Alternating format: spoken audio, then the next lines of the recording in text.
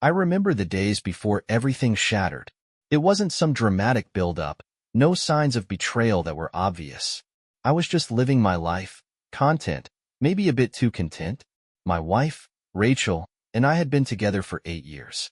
She was my world, my everything, and I believed she felt the same.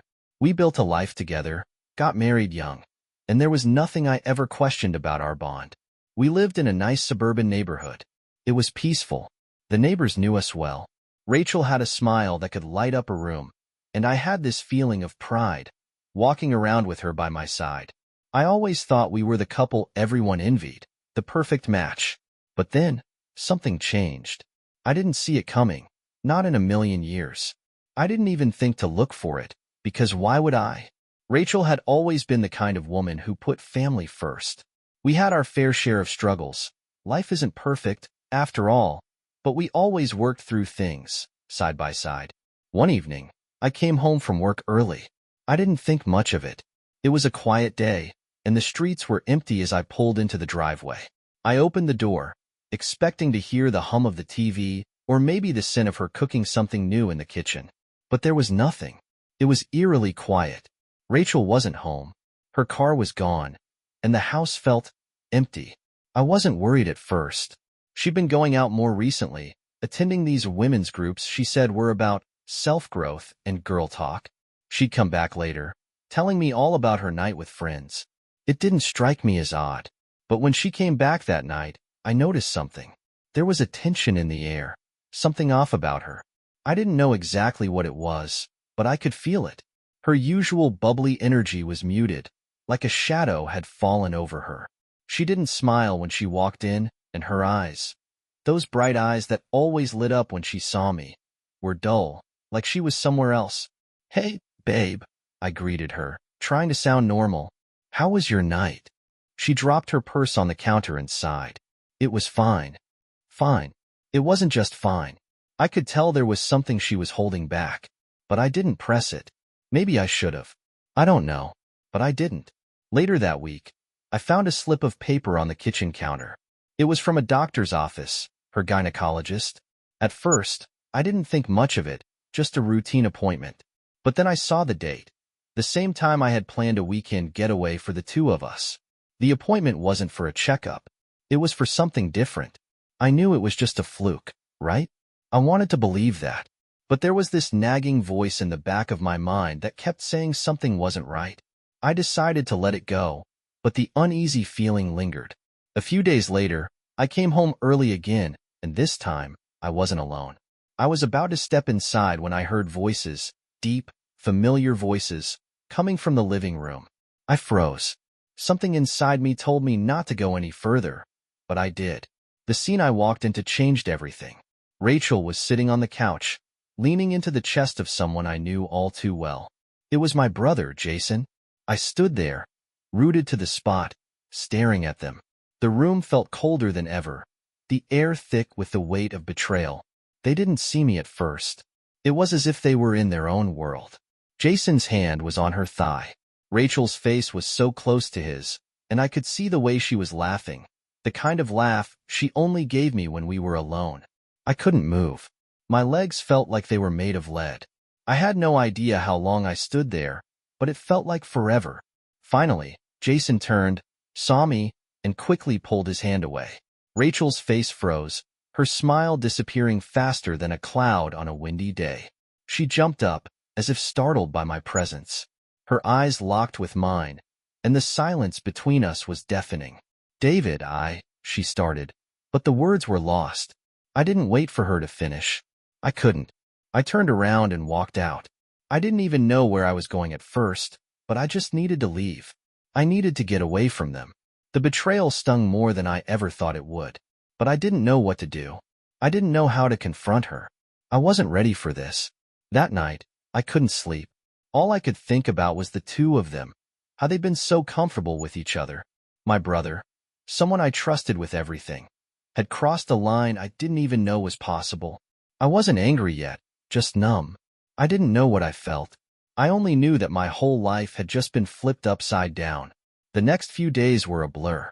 I don't remember much except for the tightness in my chest and the suffocating heaviness in my stomach. I barely slept, barely ate. I just went through the motions, waiting for something to click. Anything that would make sense of what had happened. But nothing did. There was no magic explanation that could make everything right again. I didn't confront Rachel immediately. What would I say? What could I say? The betrayal wasn't just an affair. It was with Jason, my own flesh and blood.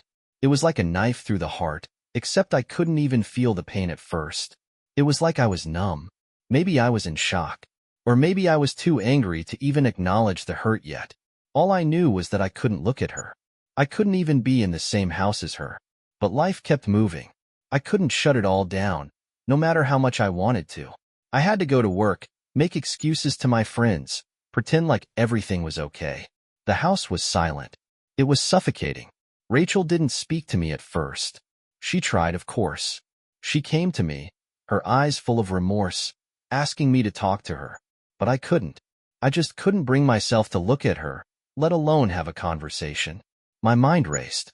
How long had this been going on? How could I have been so blind? One morning, after she had left for work, I finally gathered the courage to look through her phone. It felt like a betrayal of my own, but I had to know. I had to understand how deep this went. As I scrolled through her messages, I found it, proof that it wasn't a one-time thing. The texts between Rachel and Jason were intimate. There were words in there that cut through me like fire. They'd been talking for months, meeting when I was out of town or working late. They'd planned this. And worse, Rachel had lied about it all. I felt the blood drain from my face. My hands shook as I set the phone down, trying to process the hurt that threatened to consume me. There was no way out of this. There was no denying it. The truth was staring me in the face, and it was more painful than I ever imagined. When Rachel came home that evening, I was waiting for her. My heart was pounding, but I kept my face cold, detached. I wasn't going to let her see the turmoil inside. Not yet. "David," she said as she walked in, her voice tentative. "Can we talk?" I didn't answer at first. I didn't even look at her. I just sat there, staring at the wall as if the space between us would somehow make this easier. I know you're upset," she continued, her voice cracking. "But please, let me explain." I finally looked up at her, my eyes colder than I thought possible. "Explain?" I spat. "What exactly is there to explain, Rachel? That you've been sleeping with my brother behind my back? Is that the part you want to explain?" Her face went pale, and she took a step back, as though she had been slapped. "David, please, don't say it like that. How should I say it then?" I cut her off, standing up now, my anger starting to rise. "How do you want me to say it, Rachel? My wife. With my brother. Do you think I'm stupid? Do you think I didn't know something was off? All those late nights, all those excuses. I trusted you. I loved you." I saw the tears welling up in her eyes, but I couldn't find it in myself to care. Maybe I should have. Maybe I should have been the better man. But in that moment, all I could feel was rage. Raw, burning rage. How could she do this to me? How could she betray me like this? "I don't know when it started," she whispered, her voice shaking. "It wasn't planned, David. It just happened." I let out a bitter laugh. "Oh, it just happened, huh? And what? You think that makes it better? That makes it okay? You and Jason?" "No, David. It wasn't like that. I never wanted to hurt you. It's just, things got complicated." "Complicated?" I shook my head in disbelief. "You're telling me things got complicated with my brother? What are you, 12? I could see the guilt in her eyes, but it wasn't enough. I wanted to scream at her, to break everything in sight, but I held it together. Somehow. "I didn't want this to happen," she said again, tears now streaming down her face. "I never meant for it to get so far, but I don't know what to do now. I love you, David. I really do." The words hit me like a punch in the gut. She loved me? But she didn't love me enough to keep her hands off my brother. She didn't love me enough to keep her lies from destroying everything we had built. I took a deep breath, my chest tight, and I said the words I never thought I'd have to say. "I can't do this anymore, Rachel. I can't. I don't know who you are anymore. I don't know how you can look me in the eye after what you've done." Her sobs filled the room, but I couldn't bring myself to care. I just couldn't. I want you to leave, I said quietly, the finality of my words hanging in the air. I need space. I need to figure out what the hell to do with my life. She looked at me, her face full of disbelief. David, please. I'm sorry. I'll do anything. Please, just don't leave me. But it was too late. The damage was done. And there was no coming back from this. Rachel left that night. She didn't take much, just a few bags, some clothes, and a broken heart that I couldn't seem to feel for her anymore. Maybe it was the anger that numbed me, or maybe I had already processed the hurt before she even walked out the door. I don't know. I couldn't make sense of it all. What I did know was that I was alone, and in a way, that felt better than living in the same house as her with all the lies hanging over us. I stayed in that house, the place we built together, and I let it eat at me. Every inch of it, every corner, every object was a reminder of the love I thought we had. But it wasn't real. It couldn't have been. Not when betrayal like this was possible. The first few days were the hardest. I had to wake up every morning, walk through the house like it wasn't empty, like I wasn't haunted by the memories of us. Every photo on the wall, every book on the shelf, even the damn coffee mug I used to drink my morning coffee, it all felt like a cruel joke. It was a life I didn't recognize anymore. I didn't talk to Rachel for a week. She called a few times, left messages, but I couldn't bring myself to answer. I didn't want to hear her plead, her explanations. It didn't matter. She was gone, and I was done. But the question that plagued me, the one I couldn't shake no matter how many drinks I had or how many times I punched a wall in frustration, was why? Why Jason? Why her own brother? It twisted inside me like a knife, every thought of it pushing me to the edge. It didn't make sense. It wasn't a mistake. This was planned. It had been going on for months, and I hadn't even noticed. Then, one night, it happened. I was sitting on the couch, nursing a glass of whiskey, trying to drown out the thoughts that kept invading my mind. I was so tired, emotionally drained, but the anger was still there, simmering under the surface. That's when the doorbell rang. I didn't get up at first. Maybe I was hoping it would go away, that whoever it was would just leave me in peace. But it rang again, and then again, a sharp, persistent sound that wouldn't stop. I stood up, my heart racing, and made my way to the door. When I opened it, I wasn't prepared for who I saw standing there. Jason. He was standing on the doorstep, looking as calm and collected as ever. But I could see it in his eyes, the guilt, the shame. He couldn't hide it from me. David, he said, his voice low. I need to talk to you. I didn't say anything. I just stepped back, letting him in, even though every part of me screamed not to. I knew what was coming, but that didn't make it any easier. We sat down at the kitchen table, the silence between us thick and heavy. Jason looked like he was rehearsing his words, his eyes flicking from side to side like he didn't know where to start. I don't know what to say, he finally admitted. I never meant for it to go this far. He paused, shaking his head. It just happened. I don't know how, but it did. I couldn't stop myself. How, Jason? How the hell did it happen? You're my brother. You're family. I know, he said, his voice shaking now. And I hate myself for it. I know I ruined everything. I never wanted to hurt you, David. But I did. I can't change what I've done. You slept with my wife. You're telling me you didn't know how that would hurt me? You didn't know how that would ruin everything? I stood up, pushing the chair back so hard it scraped against the floor. You're telling me you didn't plan this? You didn't. I wasn't thinking, Jason interrupted, his voice desperate. I wasn't thinking clearly. I know that sounds like an excuse, but I wasn't. It was stupid. It was wrong. And I hate myself for doing it. I didn't want to hear it. I didn't want to hear his regret, his pleas. There was nothing he could say that would make this okay. Nothing could erase what he'd done. I don't care, Jason, I said coldly. I don't care about your excuses. You did this. And you destroyed my life. So don't stand here and tell me how sorry you are. It doesn't matter anymore. Jason's face fell. David, please. I know I can't make it right. I just wanted to say I'm sorry. I'll leave. I'll do whatever you want. But I had to come here. I couldn't live with myself anymore knowing what I did to you. I didn't answer. I didn't say anything at all. Instead, I turned and walked out of the room, leaving him there, still sitting at the table like nothing had happened. As I stepped into the living room, the rage inside me erupted. I grabbed the nearest object, one of the framed pictures of us, and threw it across the room, watching as it shattered against the wall.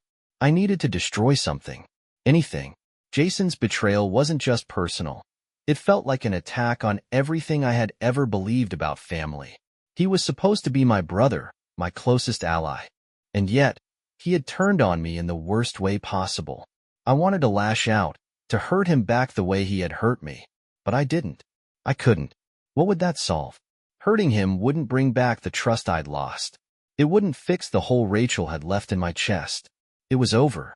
There was no going back from this. After Jason left, I sank into a kind of numbness, the kind you feel after a wound that's too deep to comprehend. It wasn't the anger anymore. It was this dark, suffocating emptiness. I had lost more than Rachel.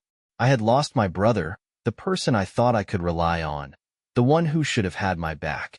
The house felt even more hollow now that he was gone, and I realized just how much of my life I had built around people who didn't deserve it.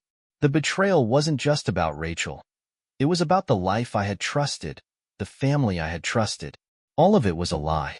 I stayed at home, wallowing in my misery. Work was a blur.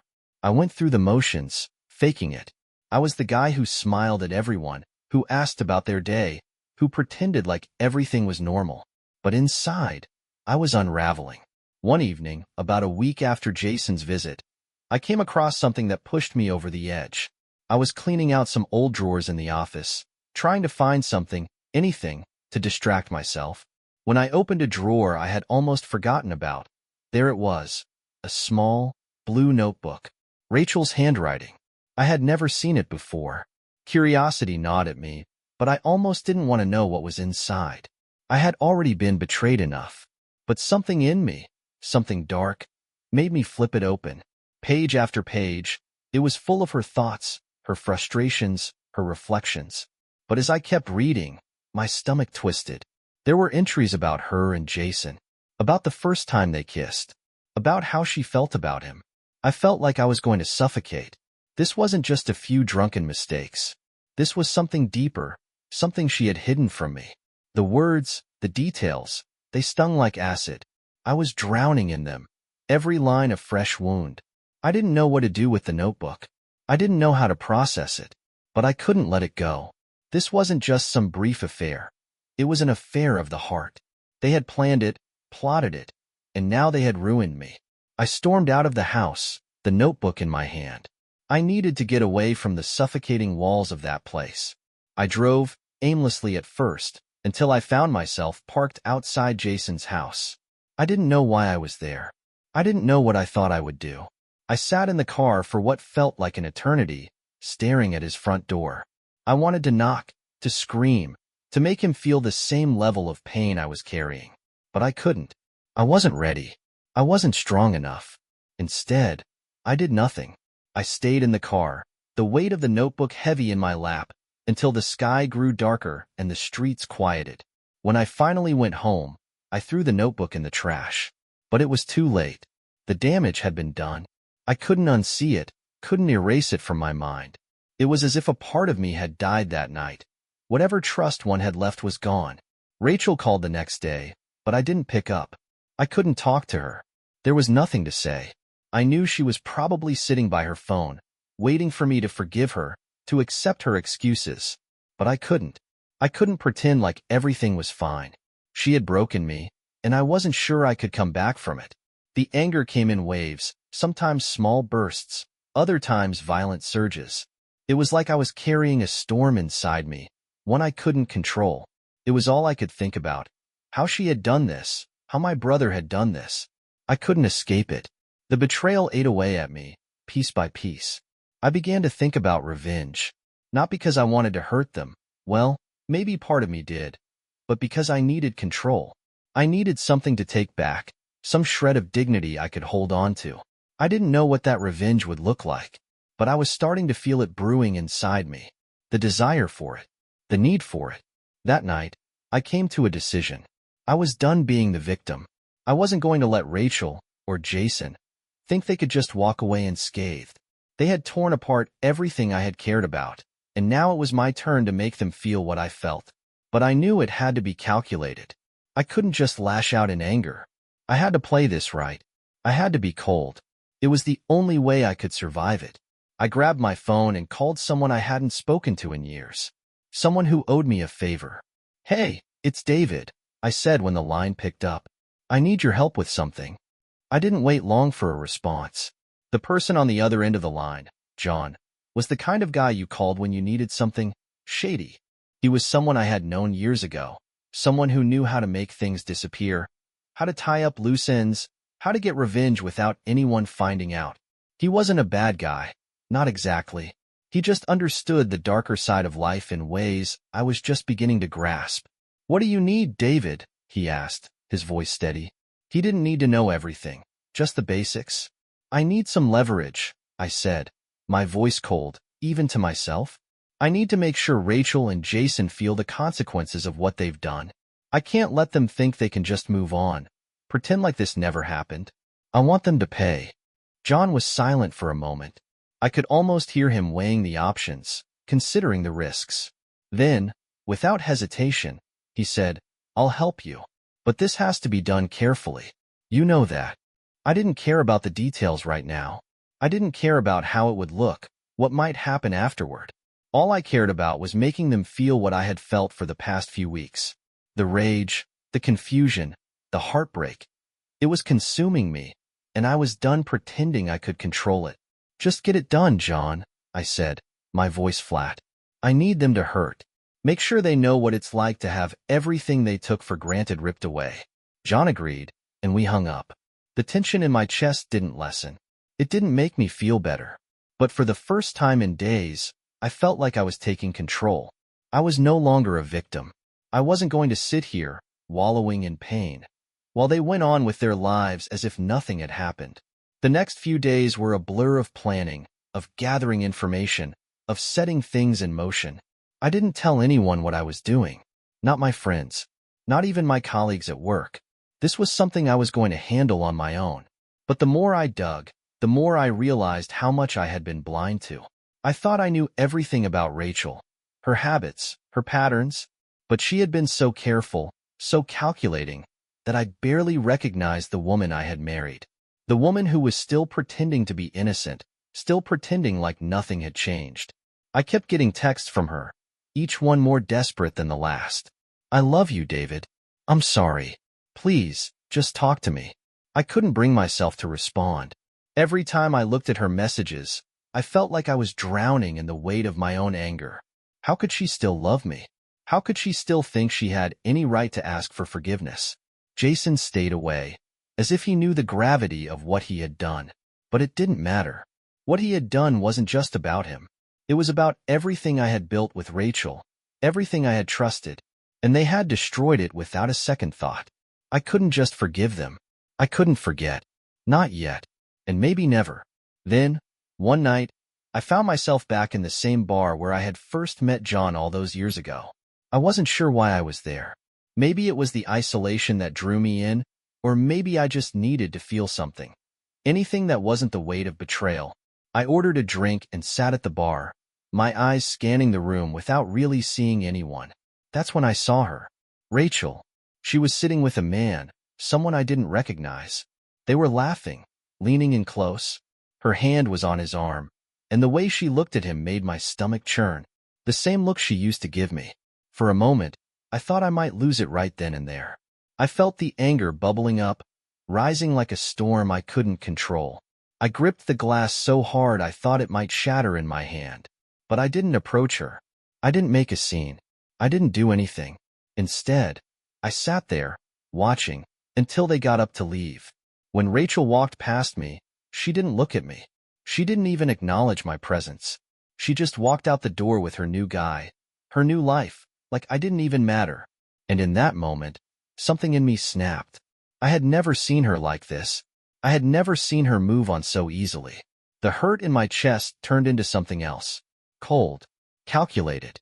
I realized then that the only way I would ever get closure The only way I would ever feel like I had control again was to make them feel what I felt.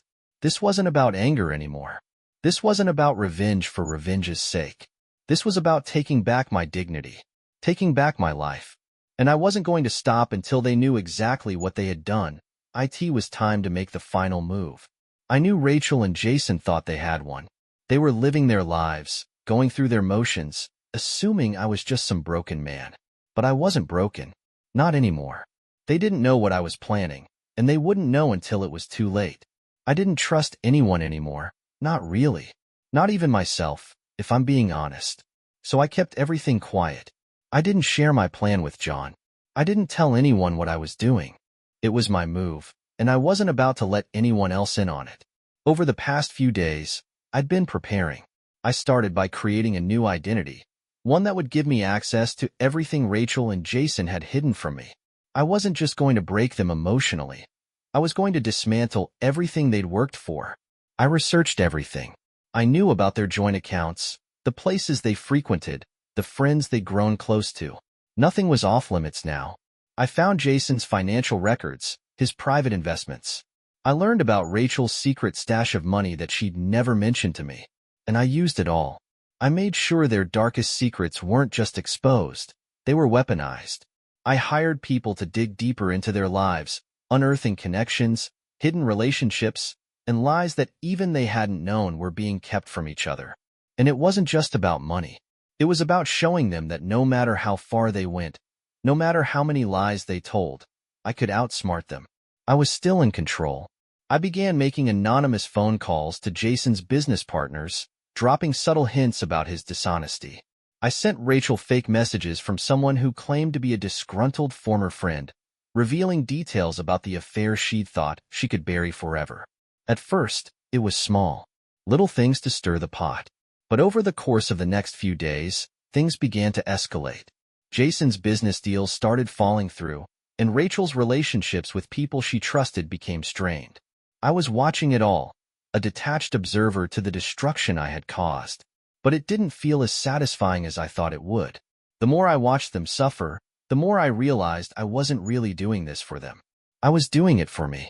I was trying to fill the hole in my chest, to somehow get back everything I had lost. And yet, even with all the power I had now, I still didn't feel whole. The pain didn't go away. It didn't disappear because I had orchestrated their downfall. It was still there, gnawing at me, just as raw as the day I first found out about the affair. The truth was, I didn't know if I would ever be able to fill that void. But at least I had control. For the first time in weeks, I felt like I wasn't a victim anymore. I was the one calling the shots. I was the one who held the power. It didn't take long before things started to unravel for them in ways I hadn't fully expected. Jason lost a big client, one that had been with him for years. Rachel's colleagues started whispering behind her back. Her social media accounts, once full of flattering comments and praises, were now filled with complaints from people she'd known for years. It wasn't just personal anymore. It was professional. The world was starting to see them for what they truly were. I watched it all from a distance, numb to the satisfaction I thought I would feel. Watching them hurt didn't make me feel better. It didn't bring me peace. But the real consequence came one evening when I received a phone call from Rachel. I hadn't spoken to her in over a month, but I knew it was her number before I even answered. The voicemail she left was enough to make my blood run cold. "David, we need to talk," she said, her voice trembling. "This has gone too far. I'm so sorry. I didn't know what I was doing. But please, we have to meet. Please. I don't know what else to do." I didn't respond right away. Part of me wanted to pick up the phone and scream at her. Part of me wanted to tear into her, to remind her of everything she had taken from me. But the other part, the part one didn't want to acknowledge, felt a flicker of something else. Regret? Guilt? Maybe. But I didn't answer. Instead, I did what I had been doing for weeks now. I ignored her. But I knew Rachel wasn't going to stop. She would come for me, just like she always did. The phone call was just the beginning. A few days after the voicemail, I found myself standing outside Rachel's apartment. I had no idea how I had gotten there. One minute, I was sitting at home, mindlessly flipping through channels, and the next, I was driving to the one place I thought I'd never go again. Her car was parked outside. The lights were on inside, and for a moment, I hesitated. My anger, my sense of betrayal, all of it was screaming inside of me. But then, I knocked. She opened the door, her face pale, eyes red from crying. For a second, I almost felt sorry for her. "David," she whispered, barely audible. "I didn't want to hurt you. I didn't want this." I looked at her, the woman I had loved, the woman who had shattered me. I wanted to tell her everything. I wanted to tell her how much she had broken me, how much it hurt to see her move on with Jason. But instead, I just stared at her. "You did," I said softly. "You wanted this. And now you've ruined everything." She didn't argue. She didn't try to convince me otherwise.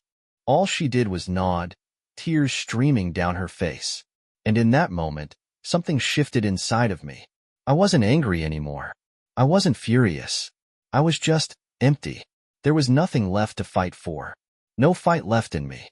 And it was in that emptiness, that quiet resignation, that I finally realized that revenge hadn't healed me. It hadn't fixed what was broken. I walked away without saying another word.